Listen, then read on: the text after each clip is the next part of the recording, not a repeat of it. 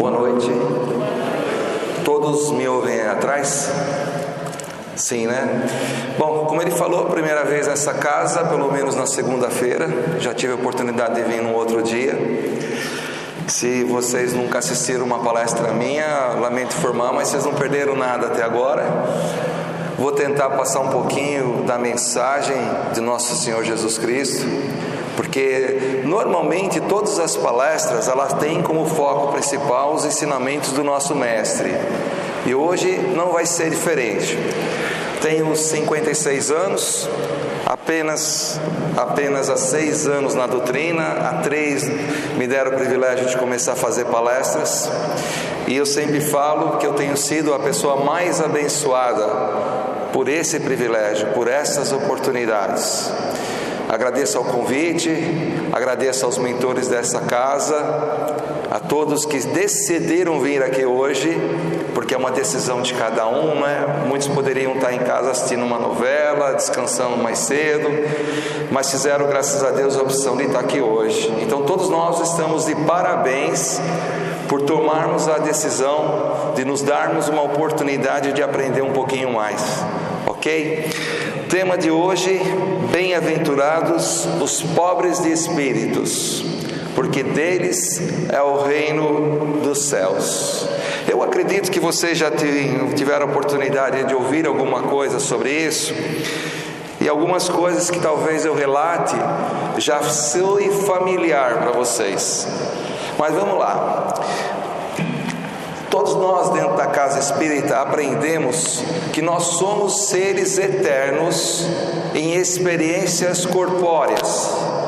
Um dia, Deus, na sua infinita misericórdia, resolveu criar a humanidade e nos colocou nesse mundo, ou talvez em outro, simples e ignorantes, ou seja, sem virtudes e sem nenhum tipo de conhecimento. E Ele nos colocou e nos deu a oportunidade de passarmos por diversas reencarnações para nosso aprimoramento. Por quê? Porque Deus, sendo sábio, tem consciência que nós, em uma encarnação, ou talvez em 10, em 50, nós não vamos chegar ao estágio que Ele espera de nós. O processo é assim: Deus nos criou bem simples. Nas primeiras encarnações, como diz o Livro dos Espíritos, Ele nos ajudou a nos encaminhar para as provas que nós deveríamos que passar, para nós podermos aprender um pouco, até que depois de algumas encarnações, nós já temos conhecimento dos nossos erros, das nossas falhas em encarnações anteriores, ajudamos no processo de reencarnação. Então o Nestor, numa determinada encarnação, ele fez um monte de bobagem. Aliás, continuo fazendo um monte de bobagem. E eu fiz um monte de bobagem, e quando eu cheguei na radicidade, eu falei para a espiritualidade: me dê uma nova oportunidade.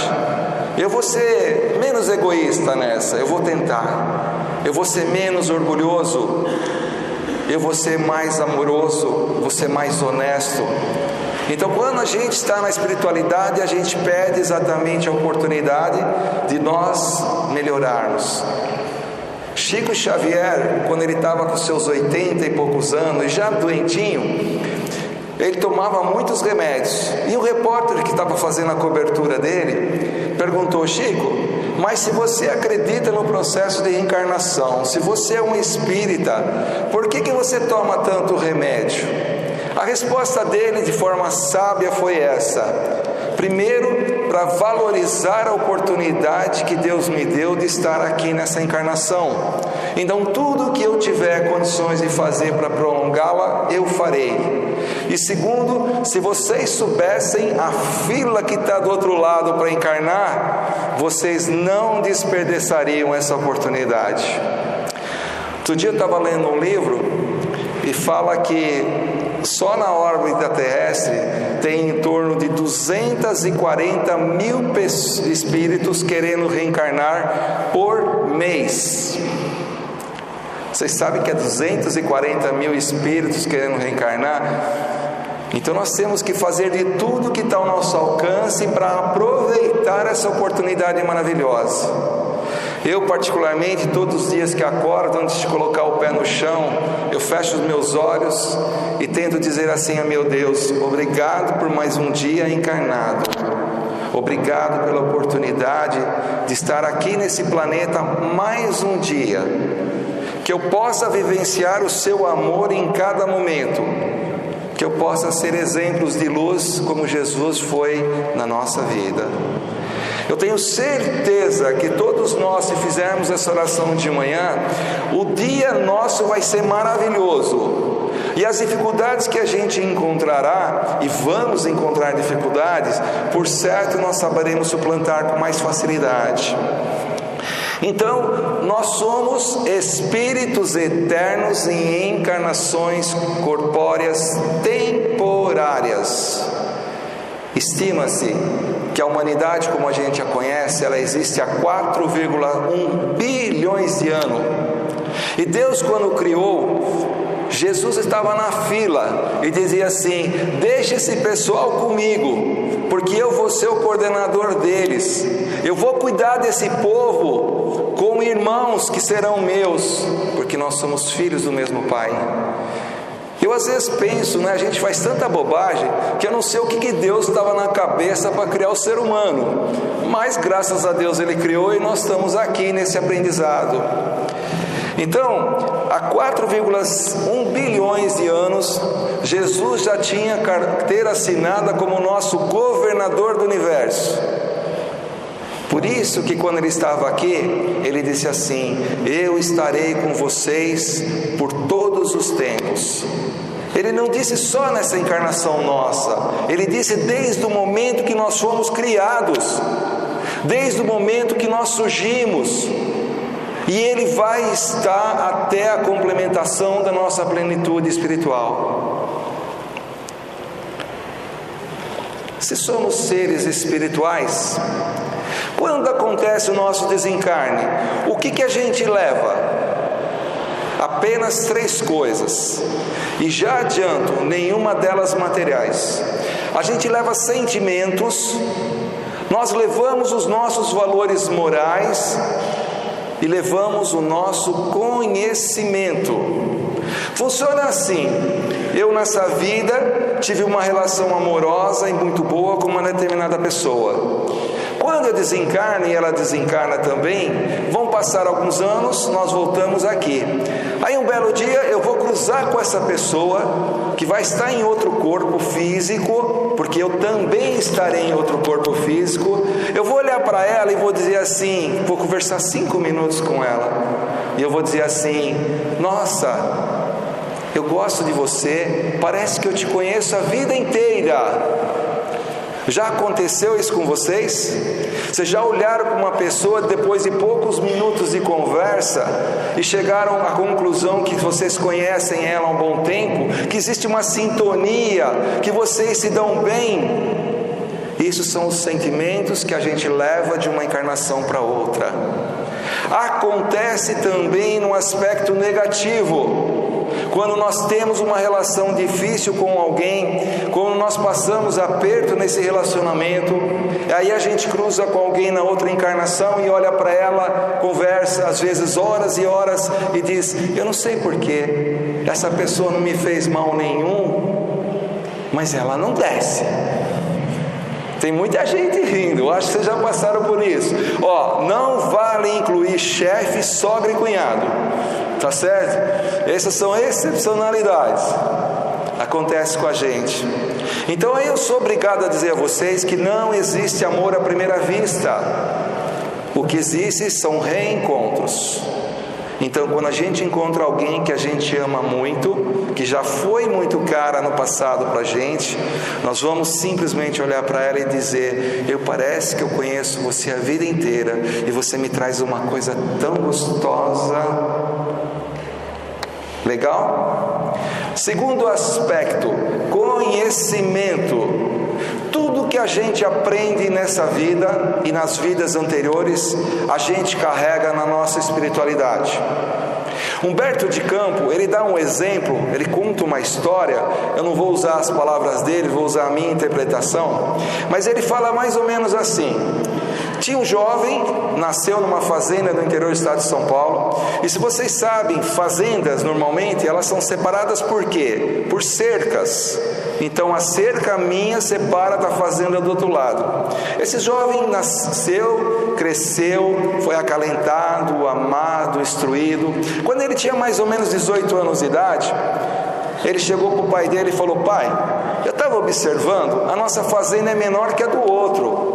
Vamos fazer o seguinte, quando todo mundo estiver dormindo, eu vou chamar os nossos funcionários e vou levar a cerca para 20 metros para lá. O pai falou: não faz isso, meu filho, isso é errado. Mas, jovem, cheio de vontade, fez isso. De noite ele pegou os funcionários e levou a cerca para 20 metros para o outro lado, para dentro da outra fazenda. O fazendeiro do outro acordou, os funcionários dele vieram dizer o que tinha feito, e ele foi tomar satisfação. Discutiram, brigaram, o menino entrou no meio da briga, o fazendeiro tirou um revólver e atirou nele. Pá! Desencarnou. Aí ele chegou na espiritualidade. O espírito que eu estava assessorando falou: meu filho, por que você fez isso? Isso é errado. Você não podia ter roubado espaço. Você vai voltar para aquela mesma situação, só que você vai voltar como filho do outro fazendeiro. E você vai ter um objetivo nessa vida, que é exatamente fazer a cerca voltar para o lugar dela. E aí ele foi.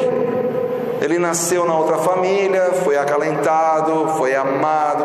Quando ele tinha mais ou menos 17 anos, ele chegou para o pai dele e falou: pai, eu estou vendo as nossas escrituras aqui, e a nossa cerca é 20 metros mais para frente, estão roubando o nosso espaço. O pai falou: meu filho, não mexe com isso, que isso já deu morte. Não mexe. Não, pai, não está certo, eu tenho que restabelecer a cerca. Aí o que aconteceu? De noite ele foi lá, pegou os empregados dele, fez a cerca voltar no lugar. No dia seguinte, aquela briga, aquela discussão, o outro fazendeiro, no auge da gritaria, da discussão, pegou um revólver, pá, no moleque. Ele desencarnou de novo. Chegou na espiritualidade e recebeu os cumprimentos. Meus parabéns, você cumpriu a sua missão. Mas agora, você vai voltar novamente para aquela fazenda, aquela da primeira história sua, com aqueles mesmos espíritos, já que tinham passado muitos anos. E eu vou pedir para você voltar, mas eu só vou te pedir uma coisa. O que o mentor pediu para ele? Que ele não mexesse mais na cerca. E ele voltou, foi acariciado, acalentado, e ao longo da vida dele, os espíritos obsessores chegaram várias vezes para ele e falaram assim: olha, sua fazenda é menor, empurra ela um pouquinho para lá. E ele não lembrava das outras coisas, das outras encarnações, mas ele já havia adquirido conhecimento moral para saber que aquilo era errado. E em que ele fez? Não permitiu que se mexesse na cerca. Bonita a historinha? É real. E na nossa vida acontece a mesma coisa. Em face dos conhecimentos adquiridos, hoje, quando nós somos testados, a nossa consciência nos aponta o que fazer de certo. E são dádivas de reencarnações. Terceira coisa que a gente leva: valores morais. Não vou nem perguntar aqui, todo mundo conheceu Chico Xavier, um espírito extremamente elevado, um ser magnífico, todas as virtudes que a gente puder imaginar ele tinha. Mas Chico, quando nasceu nessa última encarnação dele, ele já tinha valores morais elevados que o trouxeram, que foi trazido das outras encarnações. E com todos esses valores que ele tinha, ele teve um desenvolvimento muito grande e chegou até o espírito que a gente conheceu. Então o Chico não veio para essa encarnação simples e ignorante e se transformou naquilo que ele foi. Ele já agregou outros valores aos que ele já tinha, assim como nós. Por mais evolução que nós tenhamos nessa encarnação, por mais progresso moral que a gente tenha feito, nós não viemos simples e ignorantes, nós já tínhamos uma bagagem, e através dessa bagagem nós chegamos aonde estamos hoje. Talvez vocês não acreditem, mas nós somos hoje o melhor de todas as nossas existências. Nós somos hoje a somatória de todas as nossas atitudes. Cada um de nós chegou no estágio evolutivo maior hoje. Amanhã nós vamos estar evoluindo um pouco, depois de amanhã mais um pouco, mas acima de tudo hoje nós somos o melhor que já apareceu em todos os tempos de nós. Então se consolem se vocês não gostam da palestra, porque na outra encarnação eu devia ser muito pior, mas com a mesma disposição de amor de estar aqui hoje, ok? Então nós já descobrimos que nós não levamos nada de material nas nossas reencarnações. E aí Jesus vem dizer que o reino de Deus é para os pobres de espíritos. Se nós somos matéria temporária, o que fica é a espiritualidade, não é justo acreditarmos que o reino de Deus também não é material. Eu não posso pegar o reino de Deus, eu não posso fazer isso. Então o reino de Deus é o sumo prêmio para a evolução da nossa espiritualidade. Vocês perceberam? Nós somos espíritos eternos, estamos destinados ao reino de Deus, que também não é material. Ficou claro essa parte? Não é? Então nós temos que nos preocupar com coisas não materiais, pelo menos aquelas que devem ser o centro da nossa vida, tá? Então nós precisamos o quê? Aprimorar dia a dia, na medida que nós podemos, a nossa moralidade, os nossos valores morais. Deveria ser assim, ó, os nossos sentimentos, conhecimentos e valores morais estarem juntos. Nem sempre isso acontece. Normalmente isso não acontece. Normalmente o nosso conhecimento é maior do que as nossas atitudes morais. Por isso que de vez em quando a gente tem dramas de consciência. Pô, mas eu devia ter feito diferente. Eu não devia ter agido desse jeito. Olha, mas por que eu não consigo ser do jeito que eu acho que é certo, que eu tenho certeza que é certo? Por quê? Porque o nosso conhecimento ainda está mais avançado do que a nossa condição moral. Está indo na frente quando deveria andar do lado. Isso acontece com todos nós, em todas as encarnações. Lembra que eu falei para vocês que Jesus estava na criação do nosso mundo há 4,1 bilhões de anos? Jesus já era o Cristo, ou seja, já era um ser de perfeição pura. Estima-se que a galáxia que Jesus foi criado, isso quem nos fala é Humberto de Campos, não existe mais. A ciência nos diz que uma galáxia demora de torno de 15 a 20 bilhões de anos para ser extinta. Então é natural que nós pensemos que Jesus tem no mínimo 20 bilhões de anos a mais do que cada um de nós. Agora façamos o raciocínio. Cada vez que nós passamos de uma encarnação para outra, eu vou adquirindo conhecimento, valores morais vão se levando devagarzinho, eu vou melhorando meus sentimentos. O que pensar de Jesus que tem esses 20 bilhões de anos a mais? Será que ele sabe mais que a gente? Eu tenho certeza. Ele sabe muito mais do que cada um de nós. Por que então a gente não o segue? Por que então a gente não o respeita? Por quê? Qual a dificuldade que nós temos de colocá-lo no devido lugar? Um exemplo para nós. Por isso, quando eu venho aqui falar dos pobres de espíritos, frase de Jesus, eu tenho que acreditar que Ele está falando a verdade, que Ele tem conhecimento de causa e que Ele está nos falando para nos ajudar. É como se Ele estivesse acendendo uma luzinha e dizendo assim: Nestor, é aquele caminho que você tem que seguir. Eu de vez em quando dou umas tropeçadas, vou para um caminho errado, Ele me chama a atenção e fala: é aquele. Se nós pegarmos o livro, o Evangelho segundo o Espiritismo, nos seus 28 capítulos, nós vamos achar todas as respostas que a gente precisa. Faça um teste, todas as respostas.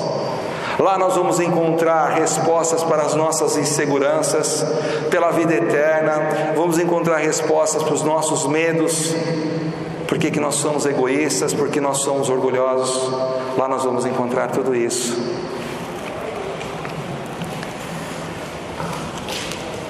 O tema de hoje, Jesus replica um pouquinho o ensinamento do nosso Pai.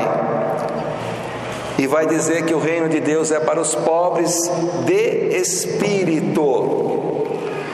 Ele fala dos pobres, aqueles que não têm orgulho, aqueles que não têm vaidade, aquele que não tem egoísmo, aquele que não tem inveja, mas que é rico em virtudes.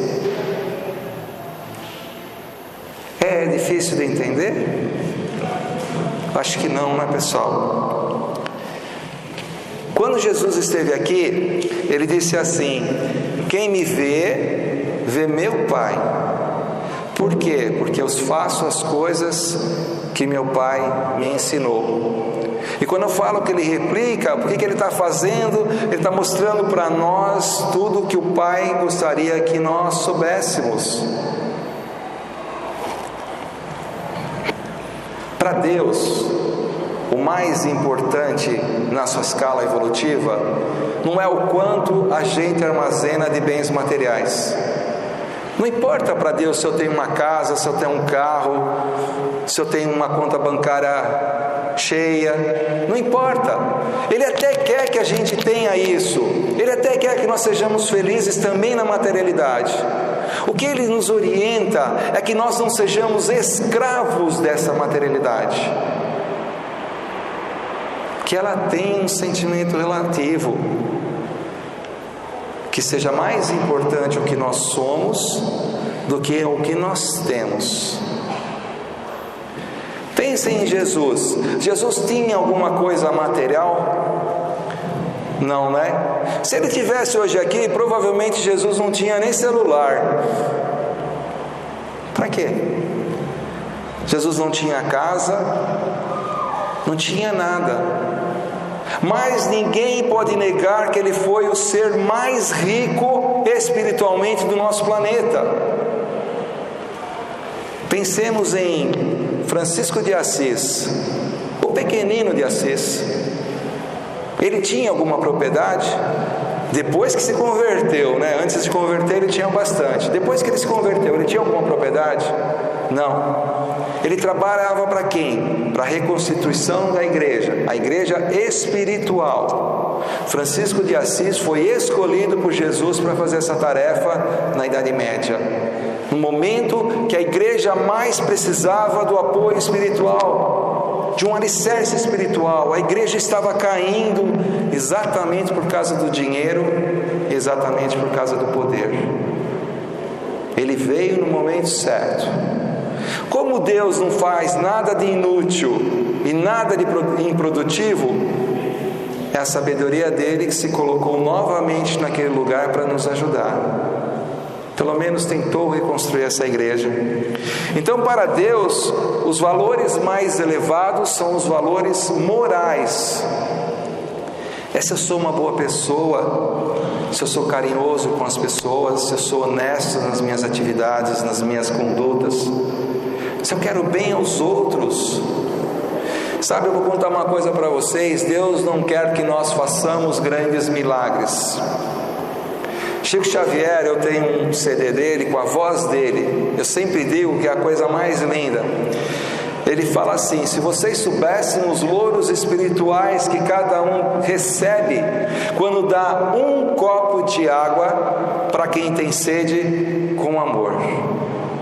Se vocês soubessem os louros espirituais que cada um tem quando empresta seu ouvido por 10 minutos para alguém desesperado. É grande o sacrifício para fazer isso? Não. Mas e a condição qual é? Com amor. Se nós formos falar de virtudes, de condutas, necessariamente nós temos que colocar o amor verdadeiro no centro de todas as coisas. E por que no centro de todas as coisas? Porque Deus é amor. E quando a gente faz para o bem dos outros, Deus está presente. Mas Deus está ausente quando nós fazemos fofoca. Deus está ausente quando nós desejamos o mal das pessoas, quando nós somos preconceituosos. Deus está ausente quando não mora no nosso coração, não mora esse amor. Então, se nós queremos estar perto de Deus, o que nós temos que fazer? Temos que amar. Quando a gente ama, a gente esquece dos nossos problemas, esquece das nossas dificuldades. Vou dar um exemplo para vocês. No início do ano, eu fui num hotel fazenda para passar uns dias, e lá eu quis dar uma de atleta. Como vocês percebem, eu não sou atleta, não tenho o hábito de fazer academia ou outras coisas. E um dia eu fui jogar um vôlei e torci o joelho. Não aguentava dormir, de madrugada fui na Unimed, que estava lá na cidade. Eu cheguei lá, logo depois que eu entrei, entrou um garoto, chamava Jean, extremamente obeso, nervoso, preocupado. Aí ele começou a contar para as pessoas que estavam lá ao lado da mãe dele, que ele estava no banheiro, que ele começou a se sentir mal, a porta fechada, ele desmaiou. E ele ficou lá mais de 1h30, as pessoas gritando, tentando acordá-lo, tentando abrir a porta, porque imagina uma pessoa mais de 100 quilos que caiu atrás da porta. Ninguém conseguia abrir. E ele ficou desesperado, ele se reanimou um pouco, abriu a porta, levaram ele para o hospital, porque ele estava achando que ele estava tendo um infarto. E toda hora ele falava: se Deus quiser não vai ser nada, Deus vai me ajudar, Deus vai fazer isso, Deus vai fazer aquilo. E eu quieto. Ele contando das coisas e eu quieto. Pessoal, só para vocês terem uma ideia, a coisa mais difícil para mim é ficar quieto. Porque eu não sei se vocês perceberam, mas eu gosto de falar. E naquele dia eu estava quieto, estava observando e tal. Aí o médico trouxe o remédio, trouxe a resposta que ele não estava infartado, mas estava tendo uma crise de ansiedade. Aí a mãe dele falou assim: mãe, a gente na vida só recebe aquilo que merece. Eu falei: ele deu a deixa, eu acho que ele é espírita, porque o espírita tem que ter essa consciência que a gente só recebe o que a gente merece, nada vem que a gente não mereça. Aí comecei, falou: você permita que eu fale? Ele falou: fala, tal. Comecei a perguntar se ele já tinha tido outras crises, perguntei se ele não queria ir numa psicóloga, né? Aí eu falei assim, a mãe dele falou: olha, meu filho no Natal, ele passou 2 dias, porque meu filho é muito bom, ele passou 2 dias vestido de Papai Noel, no interior do estado de São Paulo, aquele calor que fez, né, na época de Natal, vestido 2 dias no meio das comunidades, fazendo caridade, distribuindo presente, brincando com as crianças, vestido de Papai Noel. Daí eu olhei para ele e falei: Jean, no tempo que você estava lá, nesses 2 dias que você ficou, além do calor, você sentiu ansiedade? Ele falou: não. Você sentiu medo de morrer? Não. Você teve tontura, mal-estar? Ele: não. Ele ficou olhando para minha cara. Você percebe? Quando você esquece de você e você se dedica para o outro, os teus problemas somem. Eles não passam a ter tanta relevância. Aí ele ficou olhando para mim e falou: você é espírita, né? Eu falei: sim, sou. Graças a Deus eu sou espírita. Então é assim que acontece na nossa vida. Quando nós vamos cultivar os valores morais, quando nós nos dedicamos em prol do outro, usando um amor verdadeiro, nós nos esquecemos das nossas dificuldades, dos nossos problemas, e a gente passa a ser uma pessoa feliz.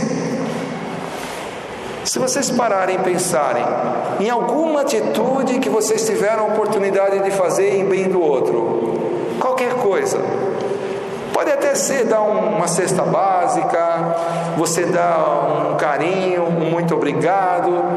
Pensa, quando você acabou de fazer aquilo sem esperar sequer um muito obrigado, o seu espírito, você por dentro, você não se sente cheio? Não vem uma energia tão gostosa? Vocês não se sentem bem quando ajudam alguém? É maravilhoso quando nós temos a oportunidade de ajudar alguém. É fantástico quando essas chances nos aparecem.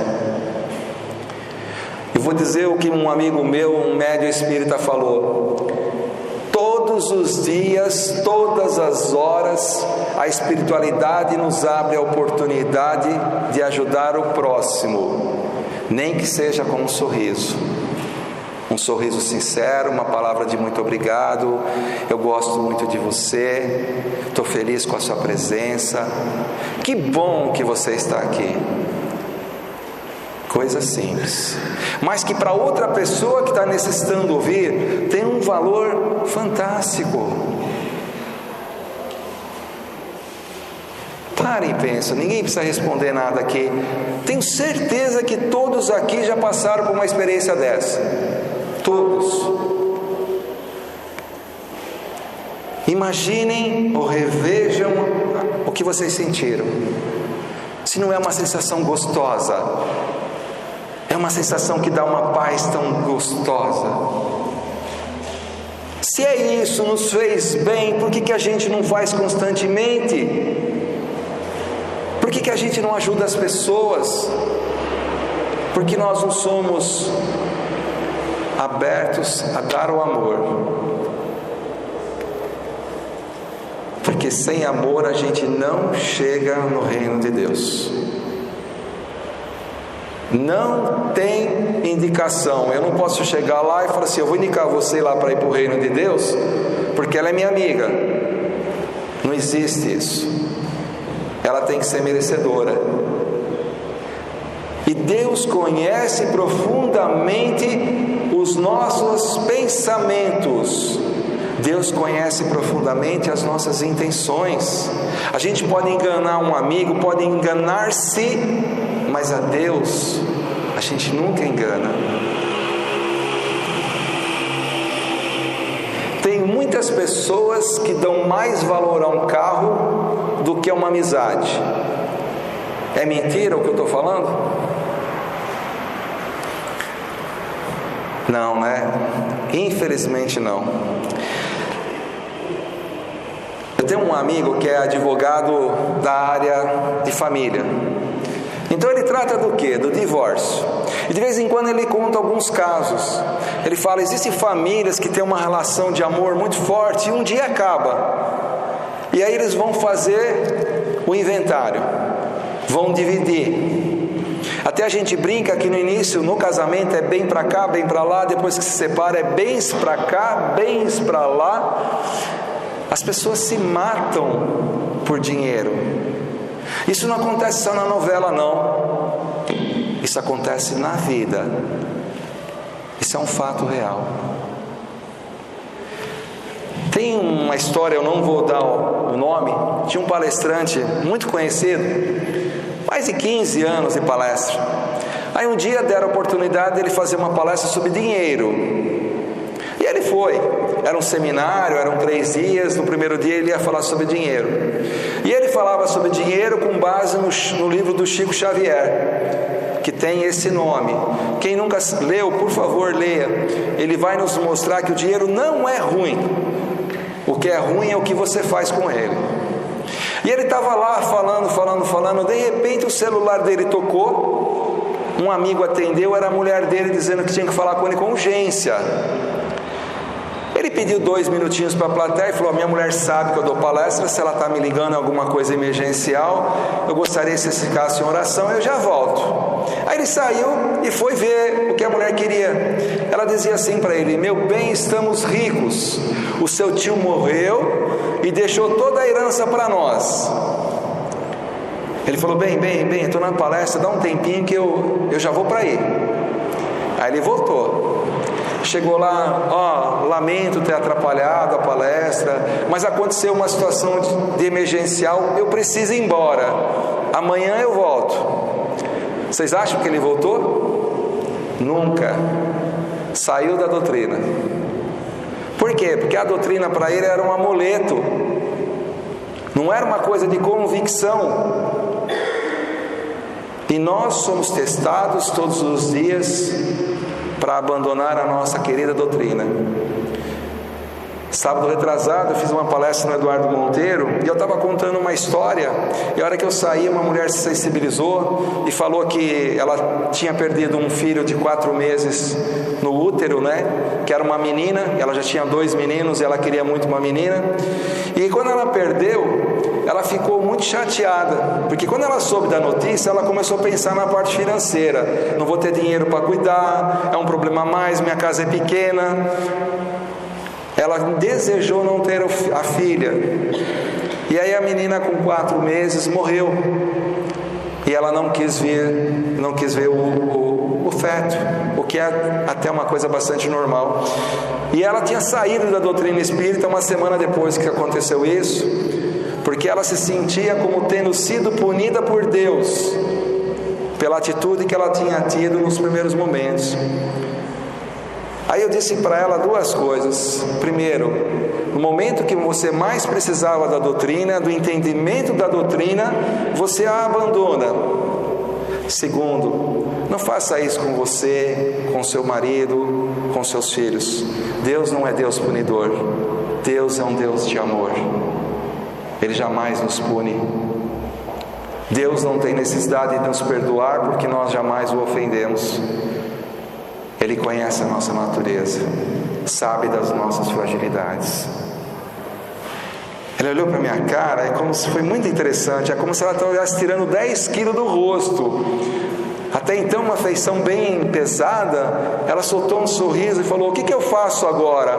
Vai lá, beija seu marido e seus filhos, eles também estão sofrendo essa dor com você. Vai dar o exemplo. Ser pobre de espírito é ser honesto. Honesto em todas as coisas da nossa vida, não só naquela que nos interessa.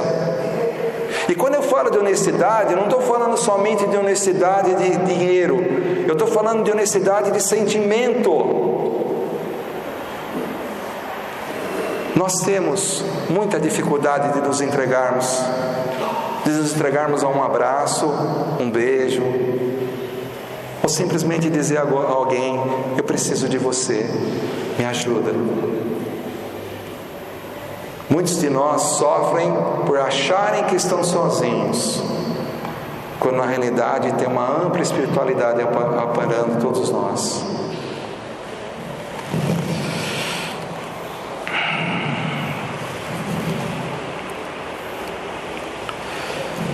Ser pobre de espírito é deixar de ter comportamentos que nada contribuem para a nossa elevação moral. Vocês já imaginaram que se na nossa vida nós nos ativermos a pensar só no lado material, qualquer problema, qualquer dificuldade, nós entramos em desespero? Quando a gente tem uma ligação muito forte com Deus, com a espiritualidade, por mais que o mundo pareça que está desabando, nós temos força. Se eu chegar para qualquer um de vocês aqui, que seja diagnosticado um câncer, e eu falar para vocês assim: fica tranquilo, eu vou te dar 200 mil reais para você não se preocupar com o seu câncer, vai resolver o problema dele? Talvez financeiro, né? Mas o medo, a angústia, a insegurança, vai resolver? Não vai resolver. Quando eu perdi minha mãe há 22 anos atrás, eu poderia receber o que fosse de tantas gentes que me deram apoio. Mas se eu pensasse só no lado material, eu estaria sofrendo até hoje. Se eu perco um filho num acidente, um filho que está extremamente doente, existe alguma coisa que possa consolar-nos que não seja a presença de Deus em nossa vida? E eu não conheço. Eu, quando passo por problemas, não tenho vergonha de falar. Eu peço ajuda para Ele. Eu falo para Ele como eu sou ilimitado, como eu sou fraco, como eu tenho medo, como eu anseio senti-lo. Deus não é para ser visto, Deus é para ser sentido. Eu não sei vocês, mas eu almejo muito um dia estar no reino de Deus. Eu sei que está longe, bem longe, bem longe. Eu muitas vezes me sinto fraco perante as dúvidas, as dificuldades, e só encontro conforto em Deus. Fui criado por Ele, filho de amor. Ele me espera, cada um de nós, e volta lá. Mas eu sei que a nossa tarefa não é fácil. Hoje eu compreendo quando Jesus dizia assim: eu venci o mundo. Porque Jesus também veio simples e ignorante. Ele também teve insegurança, teve medo, teve receio. E Ele, quando fala para nós, eu venci o mundo, Ele está dizendo que venceu o mundo das desilusões, do egoísmo, do tédio, das vaidades, das invejas. E aí eu me vejo querendo vencer no mundo, que é muito diferente.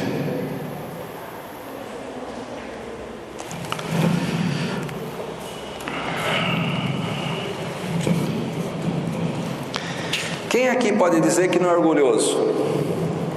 Que não tem vaidade? Alguém consegue levantar a mão? Não, né? Bezerra de Menezes nos diz que o orgulho é a pior chaga da humanidade, que enquanto nós não conseguimos extirpar esse orgulho, nós não chegamos à elevação plena. E que o egoísmo é seu filho.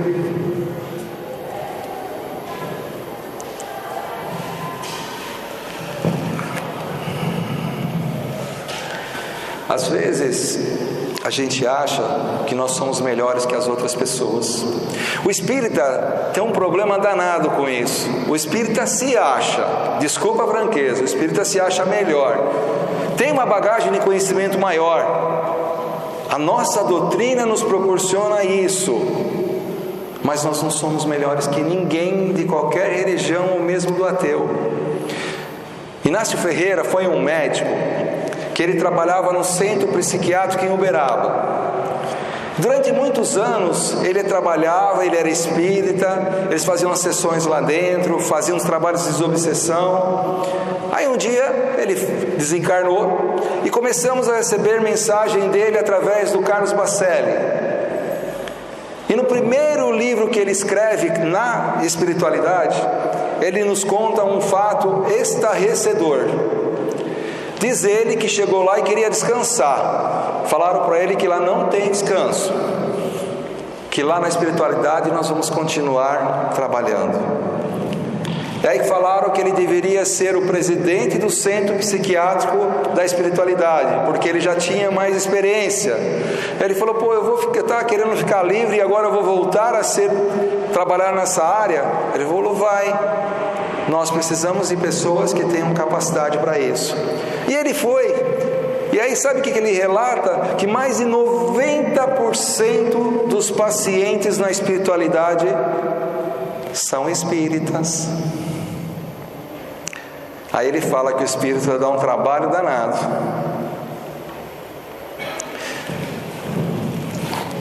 Pensa um pouco. A nossa doutrina é maravilhosa. Maravilhosa. Quando eu entrei nessa doutrina 6 anos atrás, eu não tinha a mínima ideia que eu ia encontrar todas as respostas que eu preciso para a minha vida. Todas. Está ao nosso alcance. Pelo menos o conhecimento, não é? Por isso que a gente fala, é gostoso você vir numa palestra, é gostoso você ouvir algumas coisas, algumas histórias, mas vamos aprender mais. Compra um livro, faz um curso, compreendam.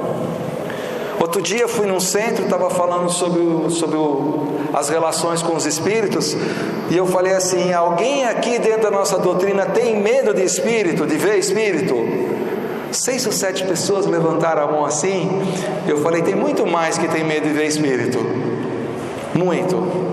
Como nós, dentro da nossa doutrina, que cultivamos a relação com o mundo espiritual de uma forma concreta, autêntica, podemos ter medo disso? Como é que nós podemos querer galgar esse reino de Deus que é só espiritual? Como? Eu adoro essa doutrina. Confesso a vocês que adoro essa doutrina. Já tive experiências magníficas. Magníficas.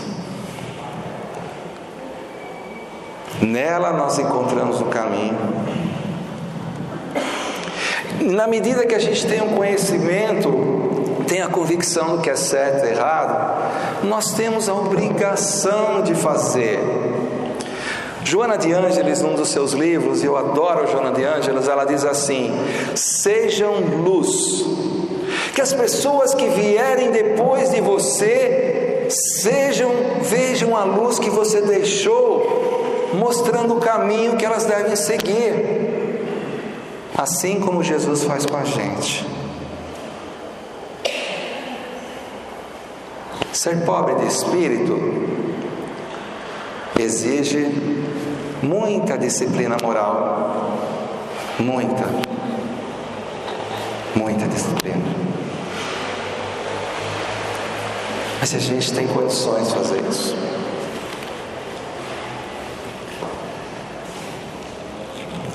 É difícil falar sem se emocionar, falar da nossa doutrina sem mexer com os nossos olhos. Você está numa casa que, pelo que eu sei, existe há muitos anos. E se ela está aqui durante todos esses anos, com o volume de pessoas que vocês têm, é porque existem muitos méritos, principalmente dos seus coordenadores e da espiritualidade. E na medida que nós temos o conhecimento, nós temos o compromisso de fazer certo. Sabe uma coisa que afasta qualquer um do reino de Deus?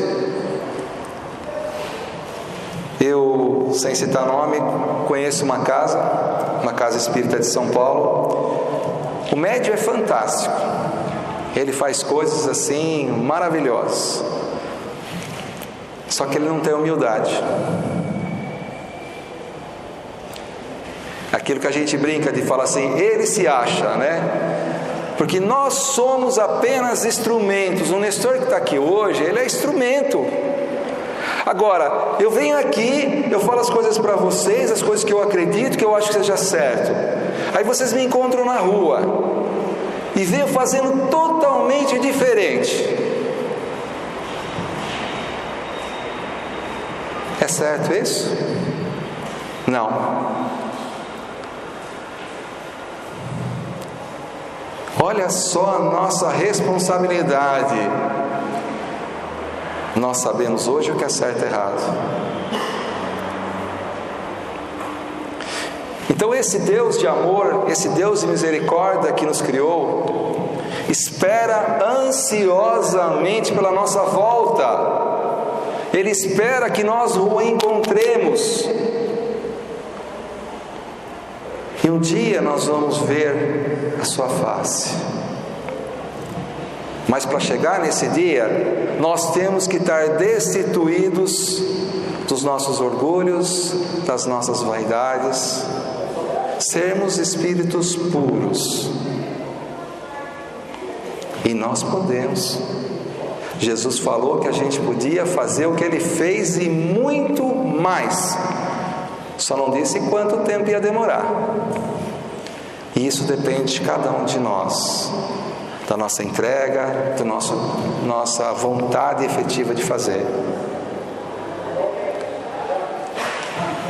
Toda conduta moral nossa começa na família. Eu preciso dizer isso aqui hoje. Toda conduta. Não adianta nós sermos bonzinhos no ambiente de trabalho, com os amigos nessa comunidade, se nós não tivermos amor nos nossos lares. Se nós não tivermos condutas de respeito e de amor entre os familiares.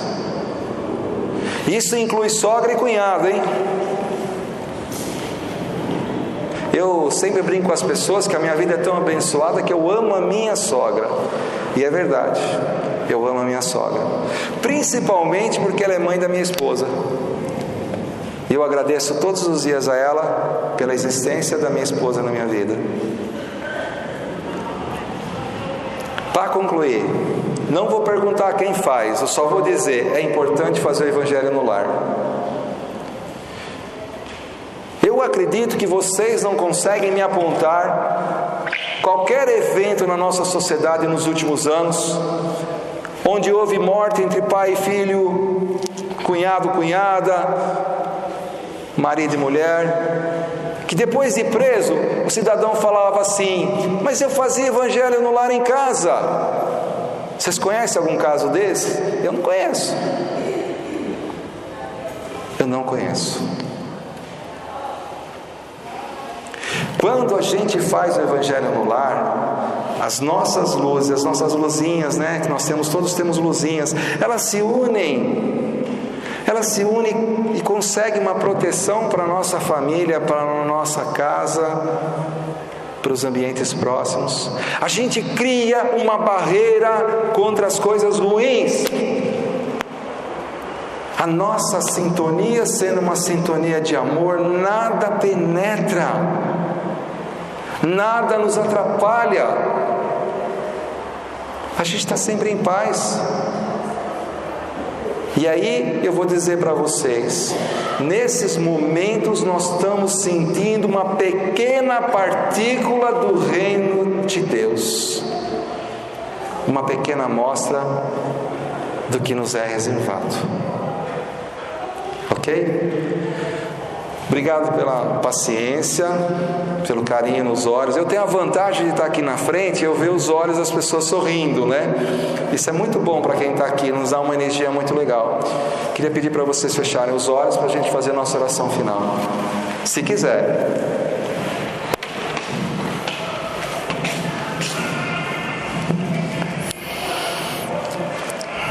Pai de amor, eu te agradeço pela oportunidade de estarmos aqui hoje. Eu te peço que tenha paciência com a gente e que nos ajude sempre. Agradeço por essa casa, pelas pessoas que hoje estiveram aqui, pelas suas famílias, pelos seus amigos. Agradeço, enfim, meu Pai de amor e de bondade, pelas bênçãos que todos os dias nos dá. Obrigado pelo carinho da esposa, a alegria dos filhos, a amizade, de gente tão bonita que tem em nossa vida. Perdão, Pai. Perdão pelas nossas fraquezas, perdão pelas nossas dificuldades. Perdão por muitas vezes ainda nós vamos te decepcionar, mas sei que você estará sempre à nossa espera. As suas bênçãos inundam a nossa vida e nós, na nossa pequenez, só conseguimos te dizer obrigado. Obrigado, meu Pai, pela vida. Obrigado por tudo. Que assim seja.